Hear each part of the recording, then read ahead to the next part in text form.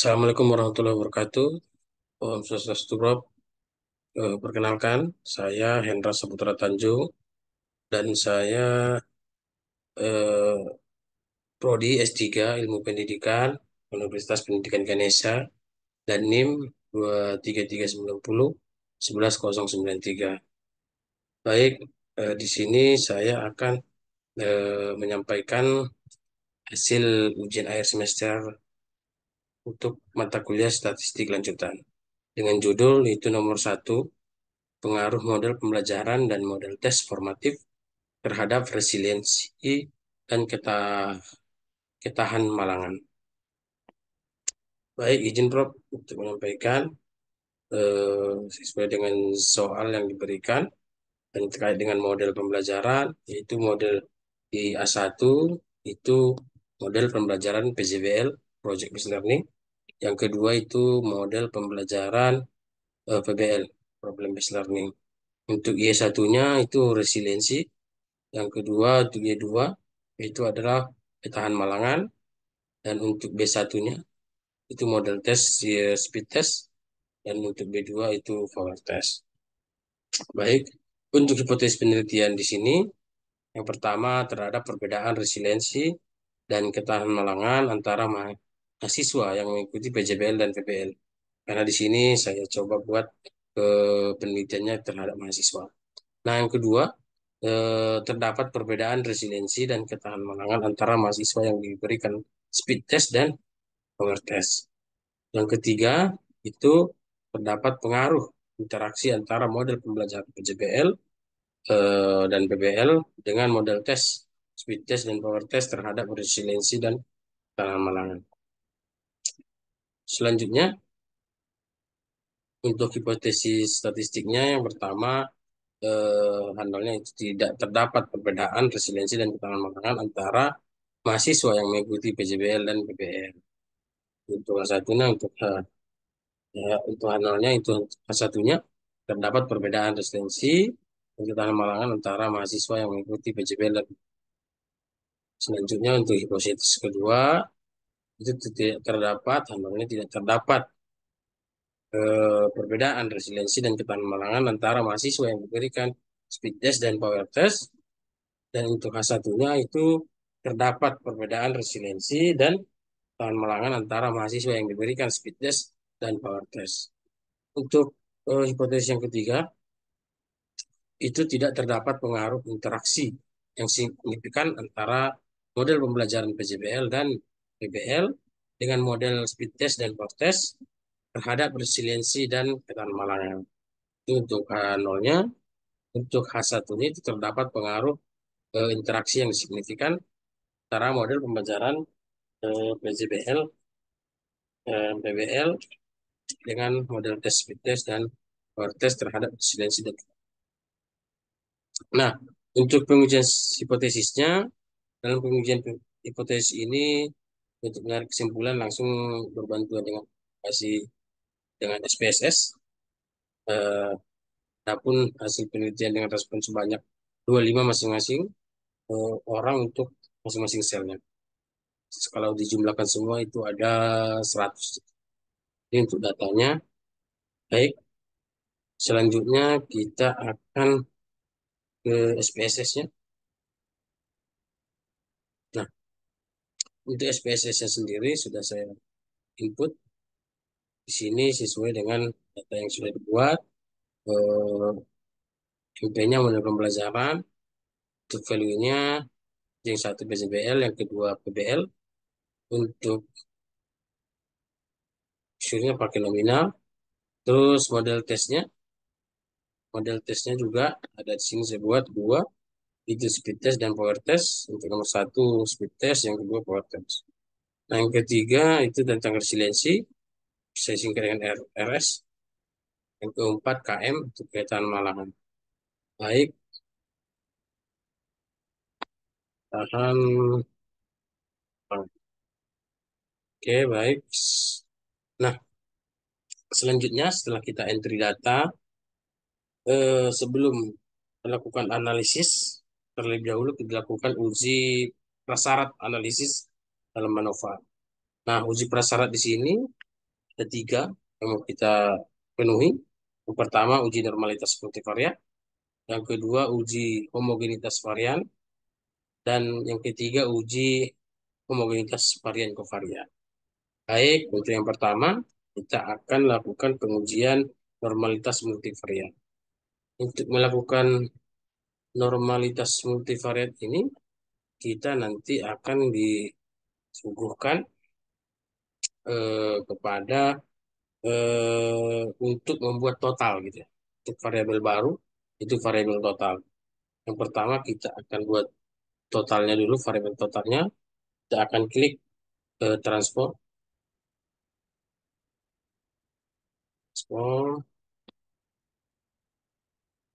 terus filter variabel, terus kita akan buat di sini total. Total. Nah, yang kita total di sini resiliensi jumlah dengan halaman. Oke, sudah. Setelah sudah kita klik OK. Nah, setelah keluar hasilnya, kita akan lihat. Nah, sekarang sudah ada variabel total ya, variabel total. Nah, setelah itu kita akan melanjutkan untuk membuat variabel lain, yaitu variabel analogisnya. Untuk analogisnya kita klik analyze, kita terus regresi, terus linear. Nah, di dependennya ini kita buat total untuk di eh,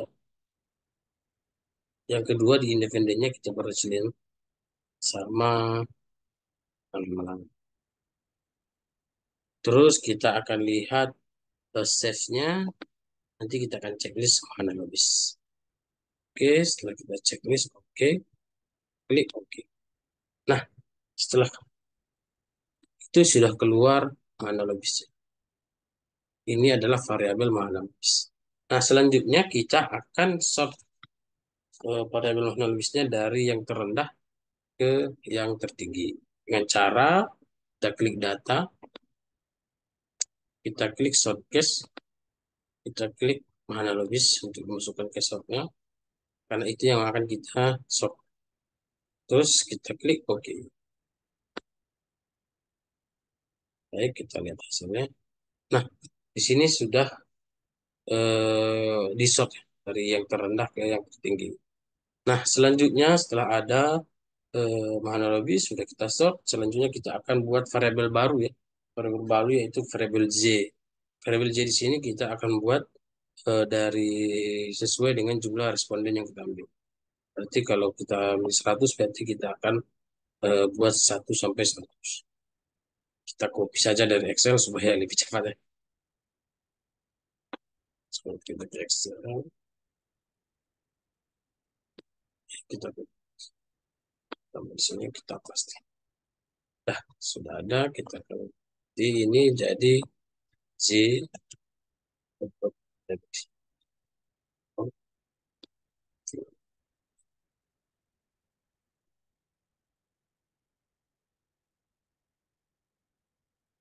Nah, sudah muncul.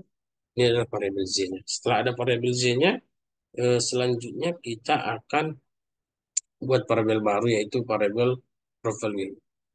Profile di sini kita akan buat di transform ke variabel. Kita klik di sini profile.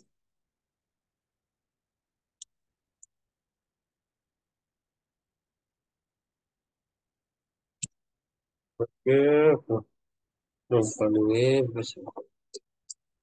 ke profile. Nah, untuk di sini profile di sini kita akan menggunakan rumus yaitu Z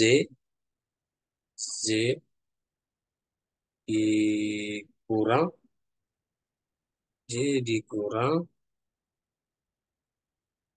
0,5 dibagi jumlah data yang bagi jumlah data kita 100. Oke, setelah selesai kita klik.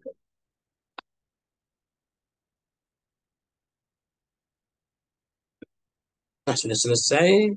Selanjutnya kita akan buat variabel yang lain lagi terkait dengan variabel C. C square-nya baik kita sama juga seperti yang lain. Transform, overlay. Nah, ini kita buat C.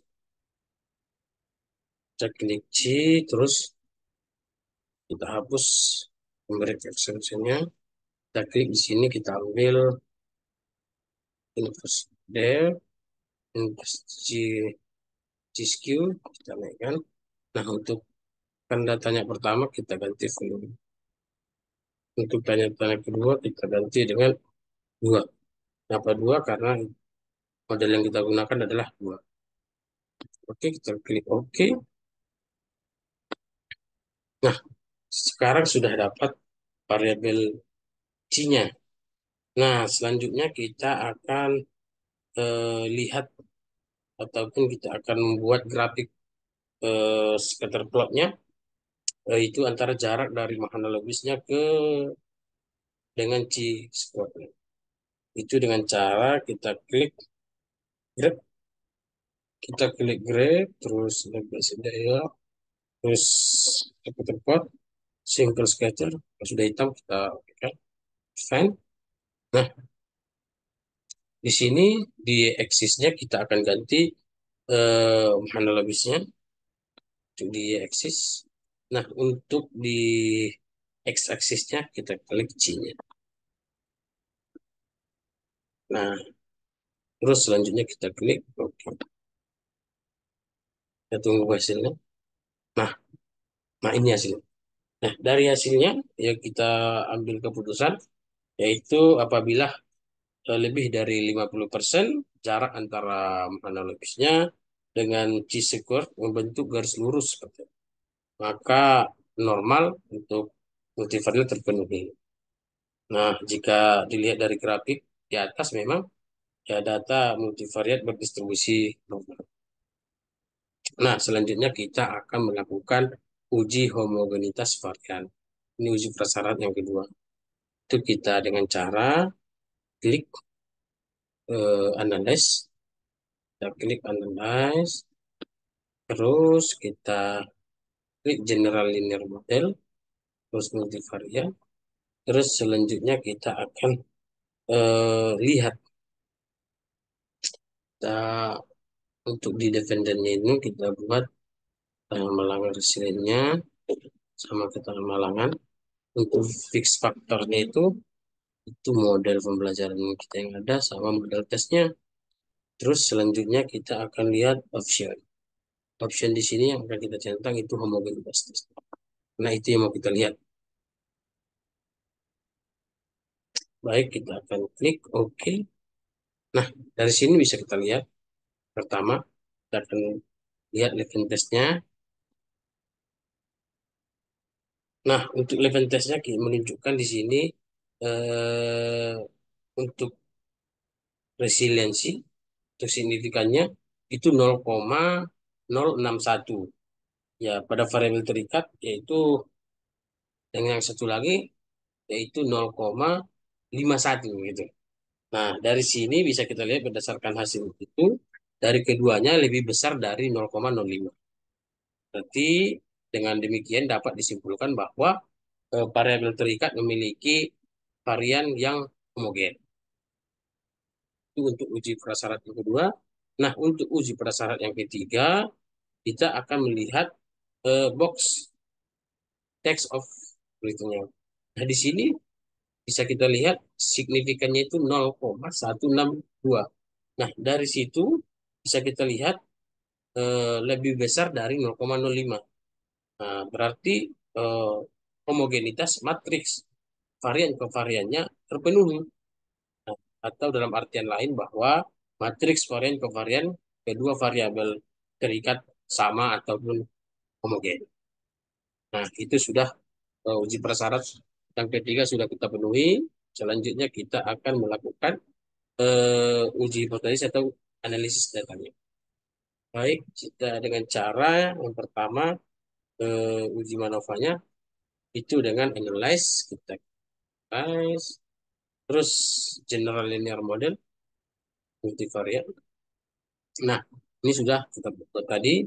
Terus kita lanjutkan kepada kita lihat eh, mensnya, mensnya kita display mens semua.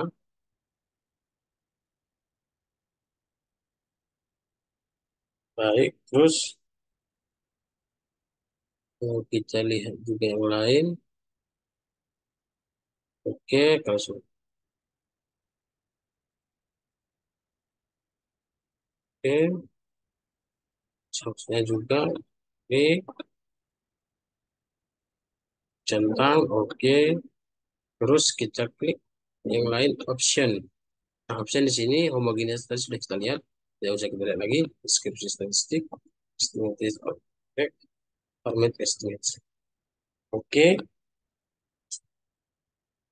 Nah, setelah itu kita klik oke.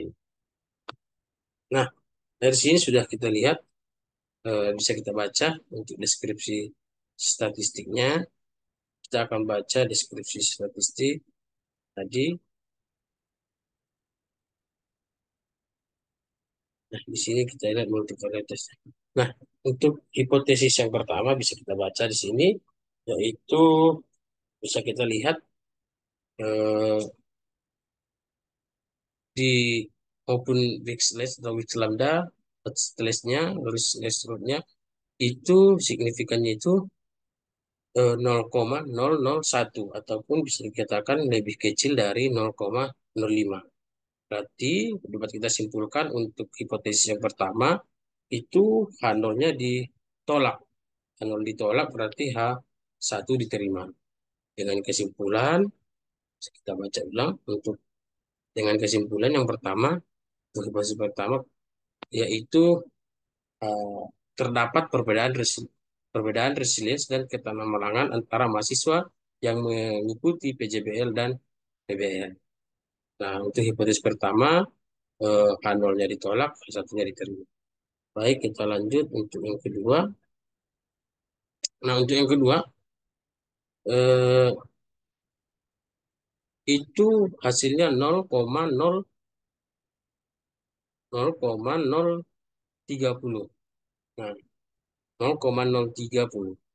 Nah, untuk 0,030 di sini berarti untuk 0,030 untuk garis untuk X lambdanya, kalau stresnya berarti bisa kita ketahui bersama bahwa H0-nya diterima seperti itu. Untuk yang eh, hipotesis kedua, H0-nya diterima dengan H1-nya ditolak dengan kesimpulan bahwa untuk hipotesis yang kedua kita tidak terdapat perbedaan resilience dan ketanamalangan antara mahasiswa yang diberikan speed test dan power test. Itu untuk yang hipotesis yang kedua. Selanjutnya yang terakhir untuk hipotesis yang ketiga yaitu kita lihat eh, untuk signifikannya 0,712. Berarti di sini juga terdapat ataupun lebih besar dari 0,05. Berarti H0-nya diterima dan H1-nya ditolak. Dengan kesimpulan bahwa untuk hipotesis yang ketiga itu tidak terdapat pengaruh interaksi yang signifikan antara model pembelajaran PJBL dan PL dengan model tes, speed test, dan power test terhadap resilience dan ketanamalangan. Baik, mungkin itu saja dapat saya sampaikan. Mudah-mudahan bermanfaat. Dan itu untuk soal nomor satu. Dan saya mohon kepada Prof atas bimbingan dan arahannya. Mungkin itu saja. Wabillahi taufiq wal hidayah. Assalamualaikum warahmatullahi wabarakatuh. Salam harmoni.